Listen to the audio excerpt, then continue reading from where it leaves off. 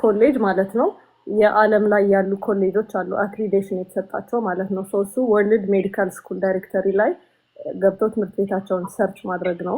ትምህርት ቤታቸው የዛ ስም ላይ which most of them አሉ even እኔ አሁን ፕራይቬት ስኩል ነው የተማርኩት ግን ፕራይቬት ስኩሎችም አሉ እዛ ላይ ማለት ነው። አብዛኞቹ አሉ እዛ ላይ ገብቶ መጀመሪያ ትምህርት ቤታቸውን መፈለግ ነው። ካሌጃችሁ ኢንተርናሽናል የታወቀ ከሆነ አክሪዴትድ የሆነ ከሆነ የኢሲኤፍኤምጂ ዌብሳይት ላይ ገብተው ኢሲኤፍኤምጂ ነው የሚባለው የኛ ይሄ ሰርቲፊኬሽን የሚሰጠን ማለት ነው። እሱን እዛ ላይ ገብተው አፕላይ ማድረግ ይችላሉ ማለት ነው። አፕላይ ሲያደርጉ መጀመሪያ ፓስፖርታቸውና ላይክ አንተነትህን መሆንህን ማለት ነው አንተ መሆንህን ለማሳየት ላይክ ፓስፖርትህን ይዘህ ኖተራይዝ ማድረግ አለብህ። የሚጠቀሙት ዌብሳይት ኢሲኤፍኤምጂ ነው የሚባለው ግን ከዛ በፊት ፈርስት ስቴፕስ እንደነገርኳችሁ ትምህርት እሱ ነው ኢሲኤፍኤምጂ የሚለው ማለት ነው። እሱ ላይ ሬጂስተር ፎር ኤግዛም የሚል አለ እናም ደግሞ ላይክ እዛ ደረጃ ላይም ከደረሱ እኛም ስላለን ላይክ we can help them ሬጂስተር በማድረግ ምን የሚያስፈልገው every step of the way የሚለው ማለት ነው። ግን just for starters መጀመሪያ ትምህርት ቤታቸው like world school directory ላይ ፈልጎ ማግኘት because ትምህርት ቤታችሁ it's not accredited ከሆነ መፈተን አትችሉም ማለት ነው። መጀመሪያ ትምህርት ቤቱ እውቅና ማግኘት አለበት። ከዛ በኋላ ላይ ግን ኢሲኤፍኤምጂ ገብቶ ለፈተናው መመዝገብ ነው። ለፈተናው ሲመዘገብ ፓስፖርቱን ኖታራይዝ ማድረግ አለበት። ምንድነው እሱ ፕሮሰስ? ይመደብልህና ፓስፖርትህ ካጠገብህ አድርገህ አንተ መሆንህን ብቻ ለእንትን ሬጅስተር ለማድረግ ነው።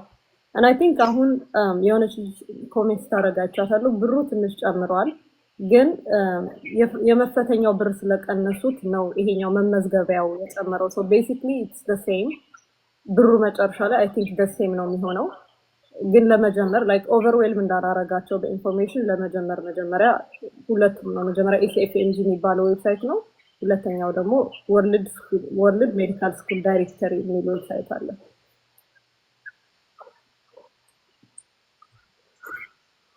ወርልድ ሜዲካል ስኩል ዳይሬክተሪ ላይ ማለት ነው። anyways thank you አዩቤ። ኢሲኤፍኤምጂ ያልኳችሁ ዌብሳይት አሁን I guess አፕዴት አድርገውታል እና ስሙ ተቀይሯል። ማይ ኢንተልዝ ነው ምናምን ነው የሚባለው። ጥሩነቱ ግን ወደ ኢሲኤፍኤምጂ ዌብሳይት ላይ ስትገባ አዲሱ ጋር ራሱ ይወስድሃል። whichever way መጠቀም ይችላሉ። I guess everyone የሚያውቀው እሱ ነው ብዬ ነው እኔ።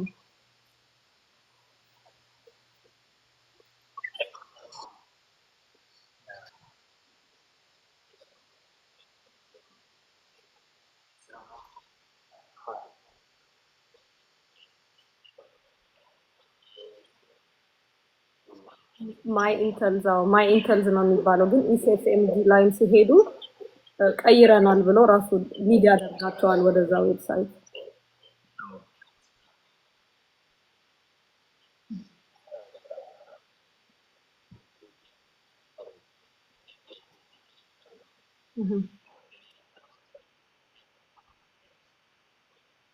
አንፎርቹኔትሊ ክፍያው የሚደረገው በክሬዲት ካርድ ነው።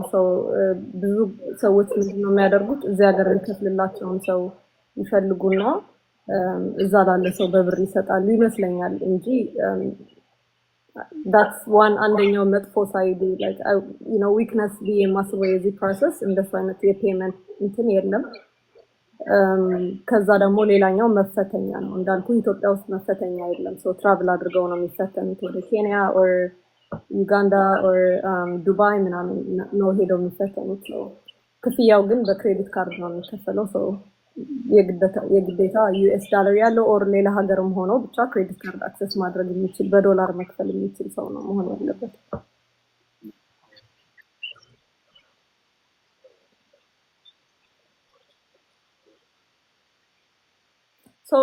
ስትመዘገብ ሎኬሽንህ መጀመሪያ ታጽፋለህ ከየት ሆነህ እንደሆነ ማለት ነው።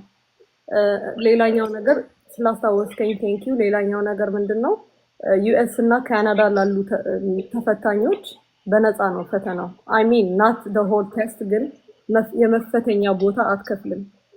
ለምሳሌ ፈተናው $1000 ከሆነ ለፈተናው $1000 ብቻ ነው የምትከፍለው። ተጨማሪ ክፍያ የለውም። ከሌላ ቦታ ሆነ ስትወስደው I think የሚጨምር 100 or 200 ብር እርግጠኛ አይደለሁም። እንደዛም አለ።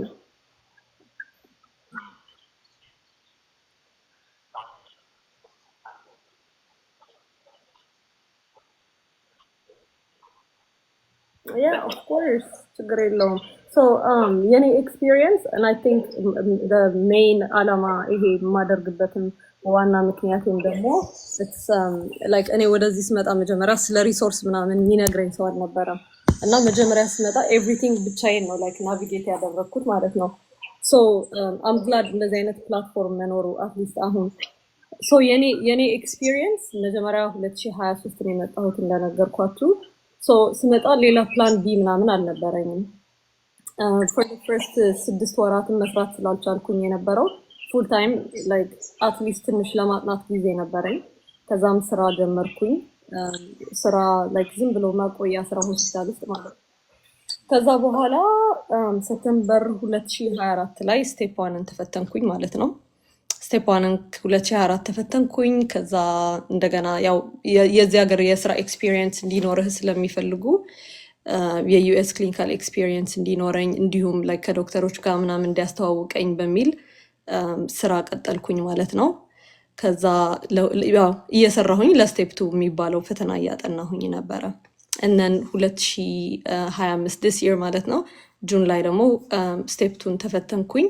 ከዛ ከስቴፕ 2 በኋላ ሬዚደንሲ አፕላይ ያደረኩኝ ማለት ነው አሁን ላይክ ሶ እኔ መጀመሪያ ሳደርገው ላይክ ራይት ናው እንዳለ ስንት ጊዜ እንደሚወስድ ስፔሲፊክሊ አላውቅም ግን አሁን በአሁኑ ሰዓት አይ ሚን እኔ ስወስደው ማለቴ ነው ኖተራይዝ ለማድረግ ሜቢ 1 ሳምንት ኦር 2 ሳምንት ነበረ which is ይሄ ፓስፖርትህን የምታሳይበት አንተነትህን የምታሳይበት ማለት ነው ከዛ እሱን ከጨረስክ በኋላ ምን ያደርጋሉ የትምህርት ቤትህን ዶክመንት ዲግሪ ወይ ምናምን አስገባ ይልሃል እሱ ሜቢ another week ይወስዳል ከዛ ግን ያንተ ያስገባኸው ዲግሪ ቀጥታ ከትምህርት ቤትህ ጋር ማስተያየት አለባቸው ሶ ያን that's why ቅድም እውቅና መኖሩን ትምህርት ቤታችሁ ቼክ ማድረግ አለባችሁ ስላቸው የነበረው ሶ ዳይሬክት ኮሚኒኬሽን ይኖራቸዋል ማለት ነው አንተ የምትሰጣቸው ዲግሪ ኦኬ ብለው አይደለም የሚቀበሉት ሶ እሱን ፕሮሰስ ለማድረግ ሜቢ 1-2 ሳምንት 3 ሳምንት ይፈጃል ሶ that's why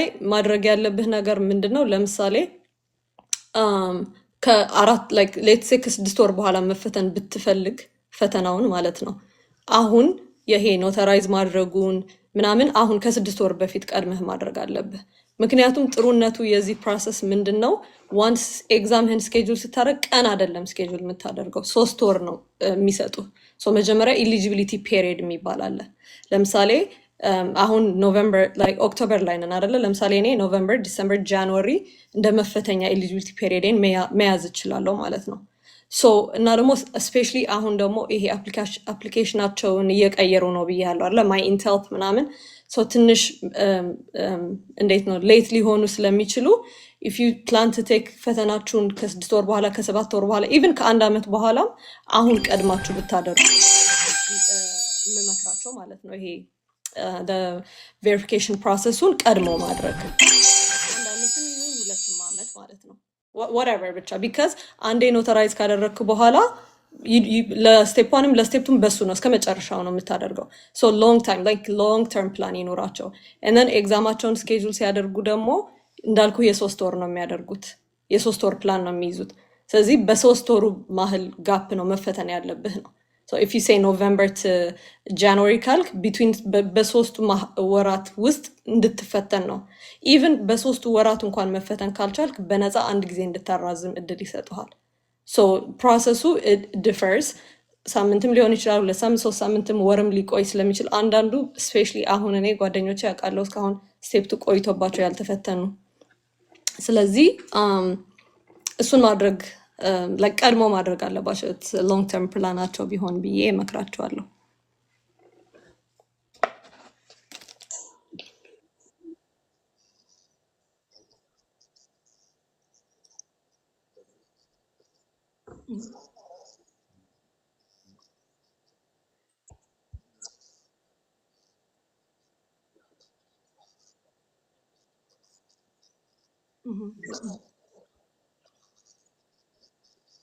yeah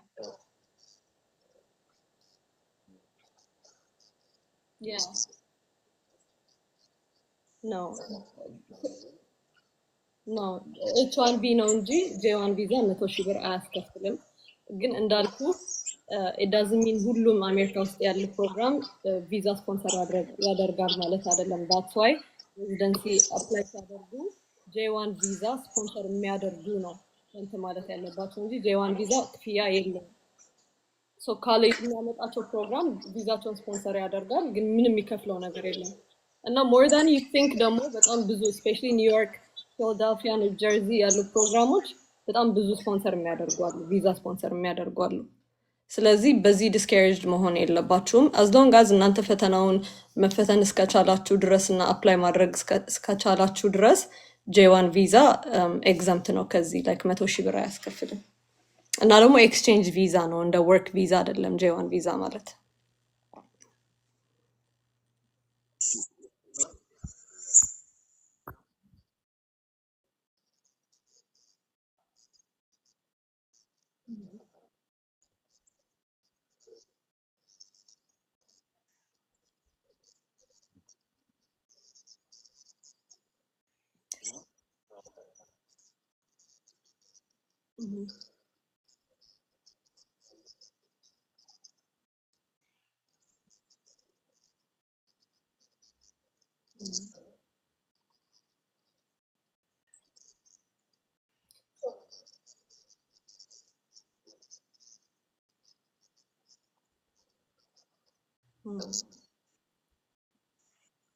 ሶ አሁን ነገሮችን ግልጽ ለማድረግ ማለት ነው ራይት ናው ስለ ዩኤስኤምኤልኢ ነው እያወራሁኝ ያለሁት።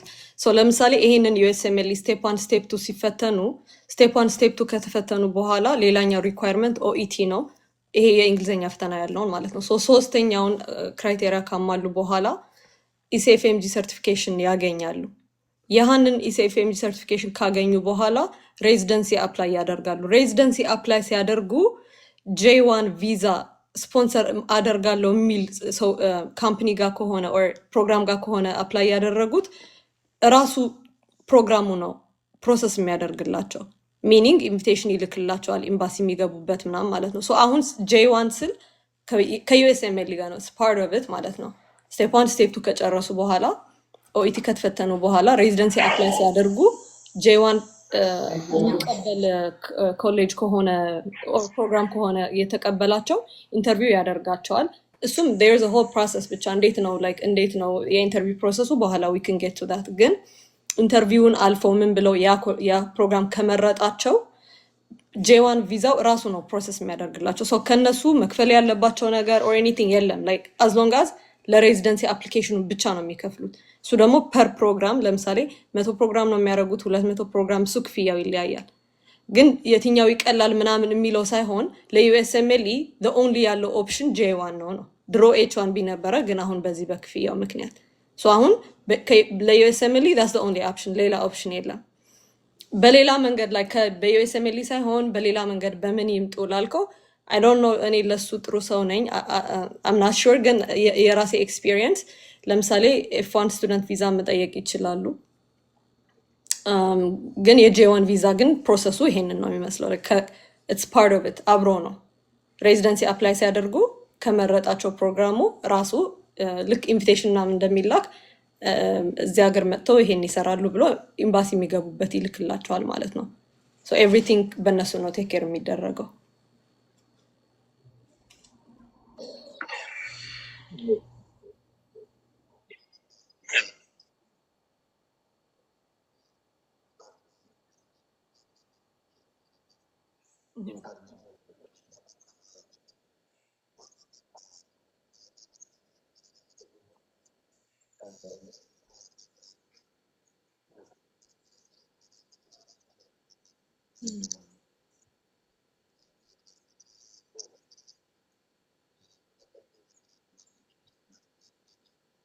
Yeah.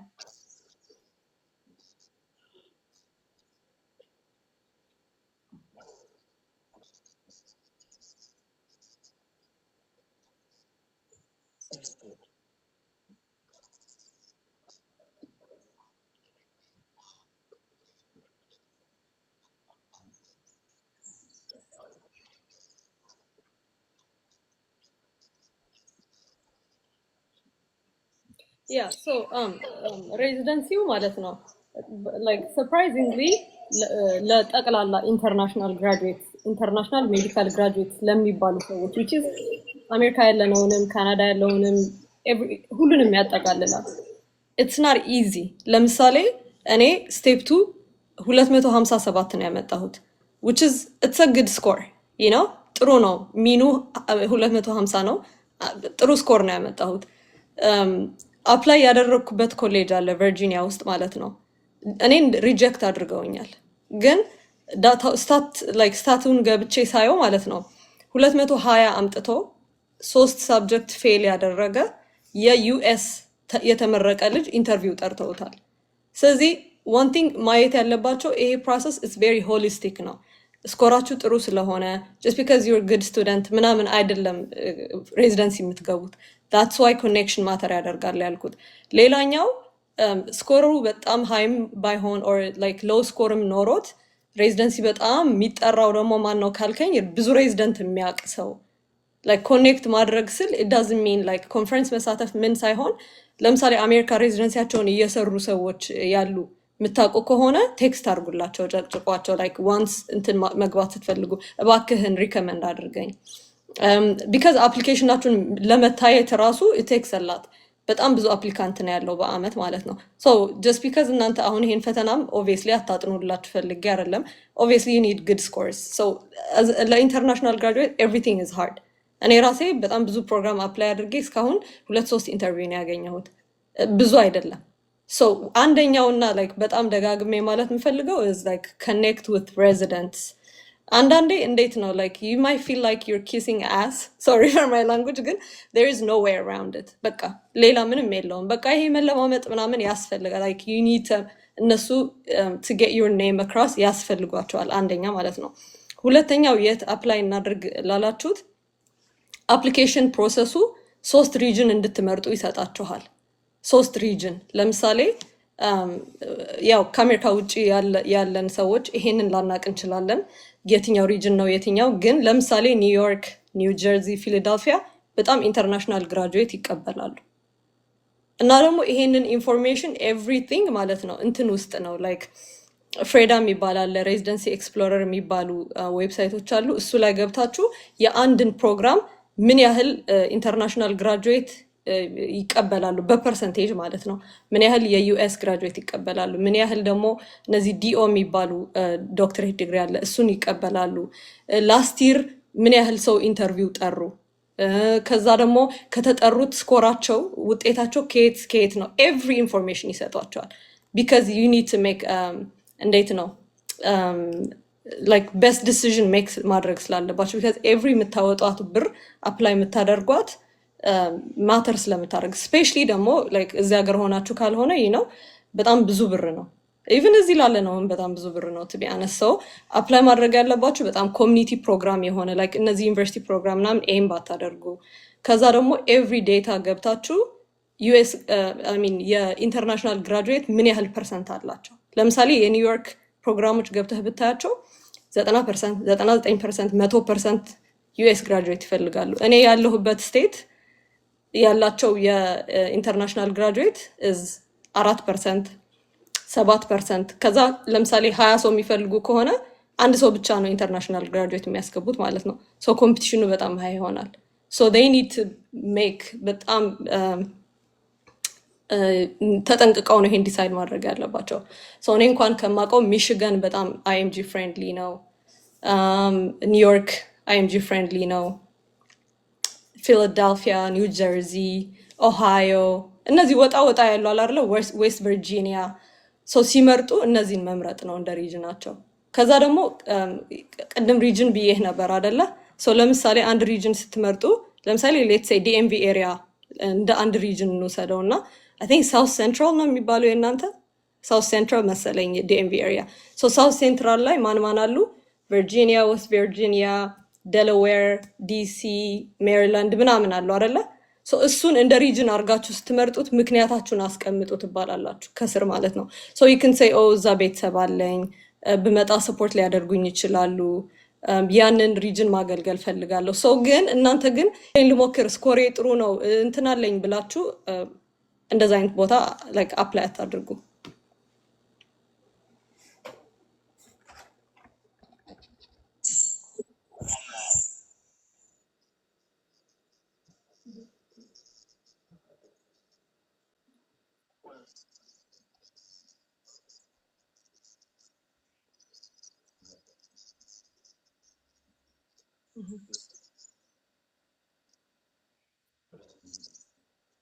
Yeah.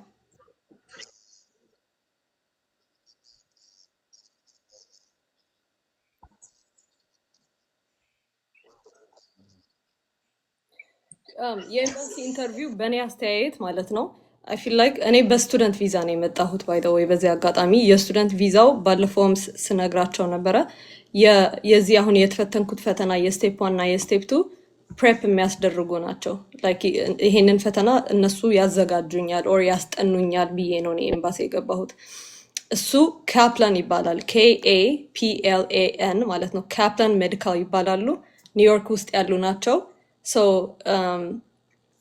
ብር አለኝ እዛ ሄጄ ማጥናት እችላለሁ ኦር ሊያስተምሩኝ ይችላሉ ብለህ ልክ እንደ ፕራይቬት ላይክ ዩ ኖ ሃው ኮሌጆች ግማሹን ስፖንሰር ያደርጉሃል ግማሹን ደግሞ እንደዛ አፕላይ ማድረግ ትችላለህ የዚህ ቪዛ ጥሩነቱ አትሊስት ሜዲካል ዶክተሮች ለሆኑ አንድ ኦፕሽን ነው ይሄ ጥሩነቱ ምንድነው መክፈል ያለባችሁን ስቱደንት ቱዊሽን እንደሌላ ትምህርት ቤት ላይክ አፕፍሮንት መክፈል አይጠበቅባችሁም ለምሳሌ እኔ ስቴፕ 1 ብቻ ነው እንዲያዘጋጁኝ የምፈልገው ብዬ ከገባሁኝ $700 ብቻ ነው መጀመሪያ መክፈል የሚጠበቅብኝ $700 ደግሞ ኤምባሲ ገብታችሁ ድንገት ብር ብትከለከሉ ማለት ነው ይመለስላችኋል ሪፈንደብል ነው 200 ብሯ ብቻ ናት ማትመለሰው ሶ በሱ ነው እኔ ኤምባሲ የገባሁት ማለት ነው ላይክ ሞር ኢንፎርሜሽን ማወቅ ለምትፈልጉ ካፕላን ሜዲካል በደንብ ደግሞ ሪስፖንሲቭ ናቸው ላይክ ብታናግሯቸው ሰው መድበው ምናምን ያወራችኋል ጥሩ ናቸው እዝት ሎንግ ሻት የስ ሎንግ ሻት ነው ለምሳሌ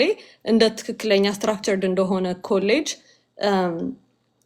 ኤምባሲ ስትገቡ ምን ያህል ተቀባይነት አለው የሚለው ትንሽ ነው it's up for እንዴት ነው እንደየሰው ይለያያል እንደኔ ስቱደንት ቪዛም ደግሞ ከምታስቡት በላይ ይሰጣል በጣም ማለት ነው እኔ በጣም ዲስከሬጅድ ሆኜ ነበር ኤምባሲ ከመግባት ግን የኤምባሲ ዴታ አለ by the way like every month ስንት ሰው በስቱደንት ቪዛ ገባ ስንት ሰው ዲናይ ተደረገ ስንት ሰው ተሰጠው የሚል ካያችሁ በጣም ብዙ ሰው ስቱደንት ቪዛ ይሰጣል ግን እኛ የምንሰማው የሪጀክት የተደረጉት ሰዎችን ነው ምክንያቱም ላይክ ኢን ሪያሊቲም ካሰብከው ሪጀክት የተደረገ ሰው ነው ሞር ኮምፕሌን የሚያደርገው እንጂ ቪዛ የተሰጠው ሴሌብሬት አያደርግም ሶሻል ሚዲያ ላይ መጥቶ ኦር ለሌላ ሰው ይሄን ያህል አይናገርም ሶ ሚኖረንም እንትን ኔጌቲቭ ነው ስቱደንት ቪዛ ጥሩነቱ ደግሞ እንደ ኢሚግራንት